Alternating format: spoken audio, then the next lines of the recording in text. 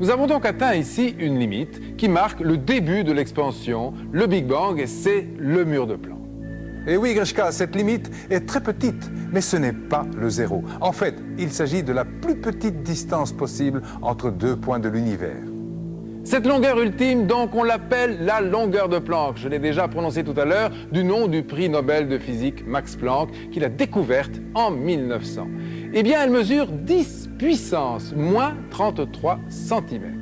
Et aujourd'hui, tous les physiciens sont d'accord. Et c'est là que commence le Big Bang. On l'appelle aussi donc mur de Planck. Pourquoi un mur? Nous allons le voir tout à l'heure. Il marque la frontière de notre monde physique.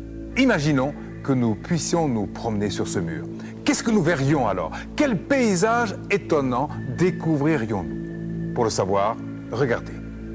Nous voici au pied du mur de Planck. Notre univers tout entier mesure seulement 10 puissance moins 33 cm. Pour donner une idée de la petitesse de cette longueur, prenons un grain de poussière. Il est des milliards de fois plus gros que le noyau d'un atome d'hydrogène. Eh bien, le mur de Planck est lui-même des milliards de fois plus petit que notre noyau d'hydrogène. Et c'est là l'incroyable. La maison que vous occupez, la ville dans laquelle vous vivez, votre pays, la Terre tout entière, le Soleil, toutes les planètes, toutes les étoiles et galaxies de l'univers, tout cela se trouve tassé, compressé, comprimé dans cette sphère des milliards de fois plus petite qu'un atome. Et pourtant, elle ne pèse presque plus rien. Son poids, à peine 20 microgrammes, celui d'une bulle de savon. Pourquoi? Parce que sa masse, selon la théorie de la relativité, est presque entièrement convertie en énergie. Une énergie tellement colossale qu'elle n'a plus de sens, c'est celle de l'univers tout entier. Et puis il y a la chaleur. 10 puissance 32 degrés, une température terrifiante, des milliards de fois plus élevée que le cœur de notre Soleil. Imaginons à présent que nous puissions explorer ce paysage au temps de Planck. Que verrions-nous alors? Tout d'abord, il n'y a plus rien de solide. Mais l'univers, lui, a déjà une forme. Il ressemble à une sorte de membrane sphérique à 3 dimensions, un peu comme un ballon dont l'enveloppe en perpétuel mouvement aurait une épaisseur. Or, à mesure que l'on s'approche, on voit que la surface de cette sphère est comme un océan d'énergie. Selon la plus importante des théories physiques actuelles, dans les profondeurs de cet océan, une infinité de cordes vibrent de part en part comme des cordes de piano. Bien entendu, il n'y a plus de haut ou de bas, plus de gauche, de droite. Des filaments de toute taille apparaissent, se croisent et disparaissent. Les mesures sont devenues impossibles. Le litre, le mètre ou la seconde, tout cela n'existe plus. Le temps ralentit, s'arrête, reprend, part à l'envers, saute d'une année à l'autre, perd un siècle en une seconde. Dans la vie de tous les jours, pour prendre rendez-vous avec quelqu'un, vous êtes obligé d'indiquer un lieu. Ce sont les 3 signes de l'espace, la longueur, la hauteur, la largeur. Mais il vous faut également indiquer un horaire, c'est le temps. Or si chez nous, cette métrique est fixe, il en va tout autrement à l'échelle de Planck où elle se déforme. En imaginant qu'une maison soit construite dans le monde de Planck, elle se modifierait à chaque instant. De 10 000 mètres de haut, elle passe brutalement à 3 cm, et puis la porte d'entrée, qui était à peine à 1 mètre, se retrouve tout à coup à 100 000 km de vous. Enfin, si le salon est à votre époque, la chambre à coucher, elle, pourra se trouver 1000 ans dans le passé ou dans l'avenir. Eh bien, vous venez de le découvrir à l'échelle de Planck, l'univers n'est plus soumis du tout aux règles qui le gouvernent aujourd'hui et ici dans la vie de tous les jours. En somme, il existe une limite, au-delà de laquelle la physique, celle que vous connaissez, cette physique ordinaire, elle s'arrête. Et c'est cela, le mur de Planck. Le temps, qui dans notre monde est bien réel, pourrait bien à l'échelle de Planck devenir complexe, comme le disent les mathématiciens. Qu'est-ce que ça veut dire? Regardez. Nous voici à présent avant le Big Bang. Et là où nous nous trouvons maintenant, le temps n'existe pas encore sous la forme que nous connaissons. Il est mélangé avec ce qu'on appelle en physique le temps imaginaire. De quoi s'agit-il? Vous savez tous qu'un sablier mesure le temps. Le sable qui s'écoule, du haut vers le bas, c'est le temps qui passe. En haut du sablier, c'est le passé. Au milieu, c'est le présent. Et en bas, l'avenir. La quantité de sable au bas du sablier permet de mesurer ce qu'on appelle le temps réel. Maintenant, faisons pivoter notre sablier à angle droit, jusqu'à l'horizontale. Le sable cesse bien entendu de s'écouler. Cela veut dire qu'on ne peut plus mesurer l'écoulement du temps. Passé, présent et à venir sont sur le même plan, totalement indistincts. La seule chose que l'on puisse encore mesurer, c'est la distance qui sépare les grains de sable les uns des autres, c'est-à-dire de l'espace. C'est cela, le temps imaginaire. Le premier à avoir dit « Le temps imaginaire, c'est comme de l'espace », c'est le grand mathématicien Henri Poincaré, vers les années 1900. Mais allons plus loin. Ce mélange entre le temps réel et le temps imaginaire, qui existait au moment du Big Bang, c'est ce qu'on appelle du temps complexe, une oscillation aléatoire et imprévisible entre les deux formes du temps. Faisons donc un instant le point à cette notion de temps complexe, qui mélange le temps réel et le temps imaginaire. Bien sûr, ce n'est qu'une hypothèse que nous suggérons ce soir, parmi d'autres. Bien entendu, Gashka, il existe d'autres hypothèses, d'autres approches qui tentent de décrire l'espace-temps au moment du Big Bang, et même avant. Merci beaucoup, je vous propose à présent que nous tentions d'explorer plus en détail ce monde fascinant qui pouvait exister avant le Big Bang. Un monde où les particules ordinaires n'existent plus, bien sûr. Vous allez le voir, elles pourraient être remplacées dans un scénario par d'autres choses extrêmement surprenantes. Pour en avoir le cœur net, nous allons donc tenter d'explorer ce monde inconnu et formuler une hypothèse. Comme nous l'avons entrevu, dans ce monde, notre réalité n'a plus cours. Plus rien de ce que nous connaissons n'est mesurable, le mètre s'allonge ou se rétrécit, une seconde peut durer un siècle ou au contraire une éternité. Mais le mieux, avant d'aller plus loin, c'est de faire le point sur ce que nous savons déjà sur les différences entre les deux mondes, celui d'avant et d'après le Big Bang, c'est-à-dire de part et d'autre du mur de Planck. Et l'on peut maintenant ajouter un élément à ce tableau en considérant que le temps réel s'écoule, alors que le temps imaginaire ne s'écoule pas, qu'il reste en l'état.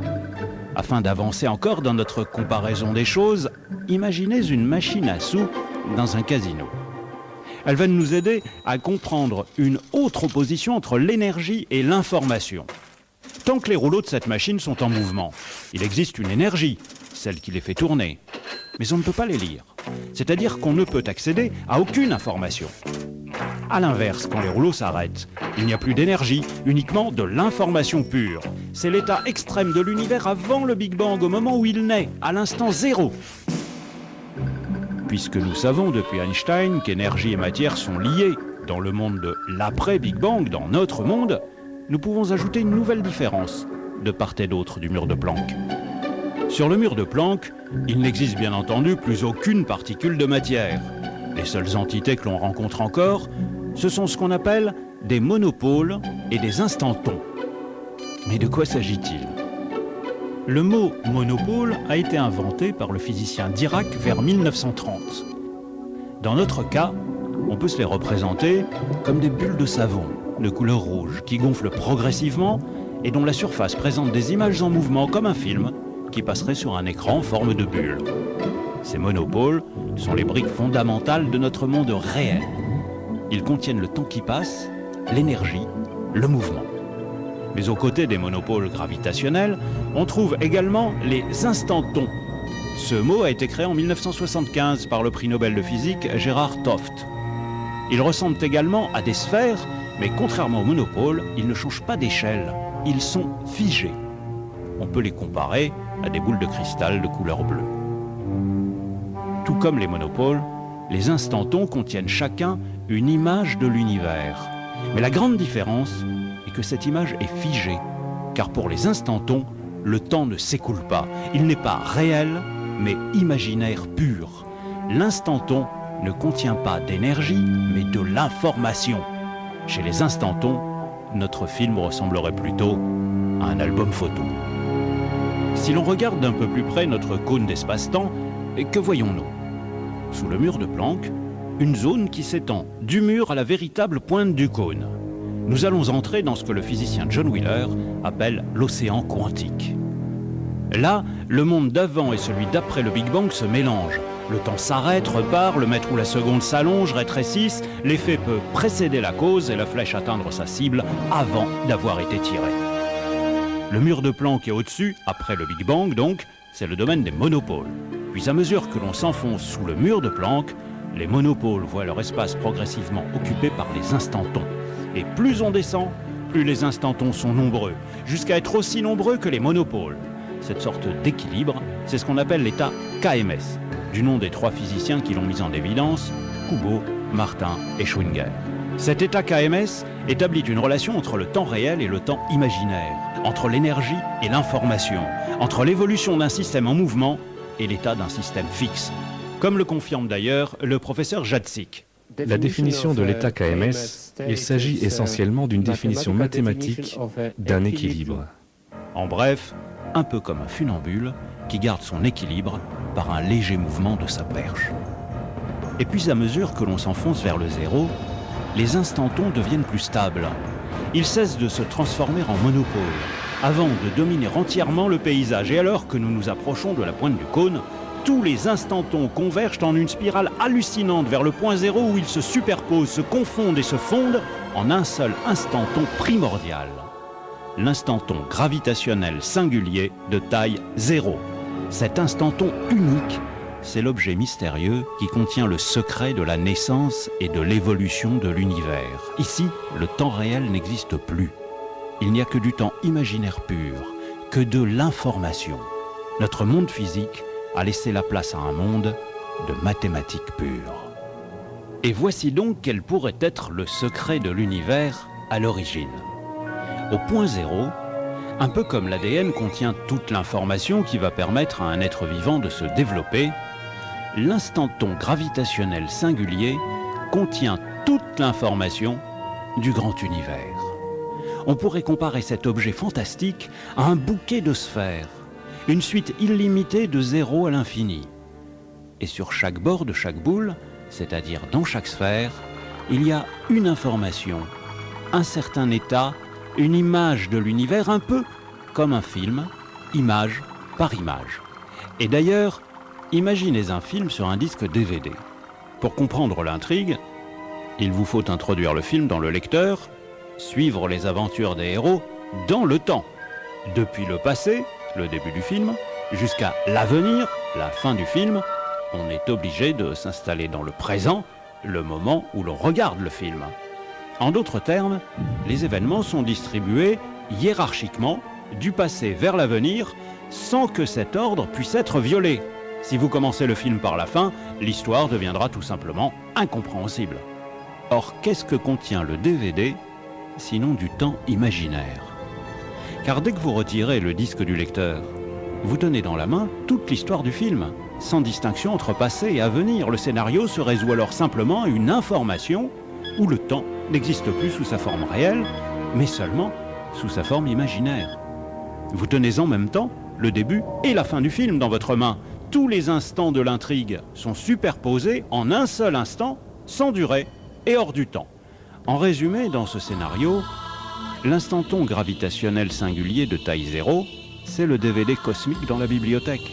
L'état KMS, cette espèce d'équilibre entre l'état et le mouvement qui caractérise notre océan quantique, entre l'instant 0 et le mur de Planck.